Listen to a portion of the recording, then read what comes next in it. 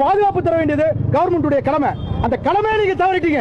இன்னைக்கு அண்ணா திமுக திமுகவோட விஜய் பார்ட்டிக்கு அதிகமா கூட்டம் வருதுன்னு தெரியல. அப்ப கவர்மெண்ட் இந்த ஸ்டண்ட் யார் உள்ள வந்தது? 1000 பேர் எக்ஸ்ட்ரா வந்து தள்ளுமுள்ளு பண்ணி கத்தி எடுத்து வெட்டி செருப்பு எடுத்து அடிச்சு செருப்பை நீங்க ரவுண்ட் பண்ணி விஷுவல் பண்றீங்களா? செருப்பு வந்து விழுதுன்னு. அப்ப அவனை அடிச்சவனை செருப்பு அடிச்சவன உங்களால ஏன் விஷுவல் பண்ண முடியல? ஏன் அவனை தூக்கல? இது வரைக்கும் இன்வெஸ்டிகேஷன் வளையத்துக்குள்ள வரலாம? சொல்லுங்க. சொல்ல முடியாது.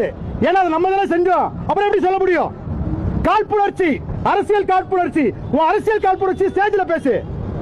இதே 1977 புரட்சி தலைவர் எம்ஜிஆர் அவர்கள் வரும்பொழுது லட்டி சார்ஜ் பண்ணீங்க. நீ லட்டி சார்ஜ் பண்ணீங்க. அதே தான் இன்னைக்கு விஜய்க்கு நடக்குது.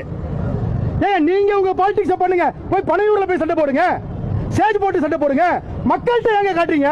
தமிழக மக்கள்கிட்ட எங்க காட்டுறீங்க? அந்த செந்தில் பாலாஜின்ற ஒரு முன்னாள் மந்திரி அதாவது பாட்டில் ஒரு பேரை போட்டு ஹாஸ்பிட்டல் ஸ்டண்ட் காட்டுறாரு. என்னங்க இது?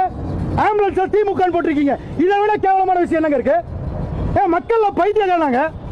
தமிழக மக்கள்ல பைத்தியக்காரனா? என்ன நினைக்கிறீங்க? இன்னைக்கு சிஎம் போறாங்க 2000 பேர் போலீஸ் வரீங்களா? 2000 பேர் சும்மா வெட்டியா வந்து நிக்கிறீங்களா? நீங்க அந்த இடத்துல போய் பாதுகாப்பு கொடுக்கல. உங்களால ஏன் பாதுகாப்பு கொடுக்க முடியல? சொல்லுங்க முதலமைச்சர் அவர்களே, சொல்லுங்க. கேவலமான ஸ்டண்ட் பாலிடிக்ஸ் இது. ஒருத்தன் வளர்றானா மக்களுக்காக வளர்றானா நீங்க என்ன பண்ணணும்? பொலிட்டிக்கலா ஜெயிக்க அப்படின்னு ஒரு 6 மாசம் டைம் இருக்குல்ல. நிறைய நலத்திட்டம் பண்ணுங்க, மக்களை கவர் பண்ணுங்க, அப்படி ஓட்டு வாங்குங்க. ஒருத்தனை அழிச்சு நான் மேல வருவேன் கேவலமான பாலிடிக்ஸ்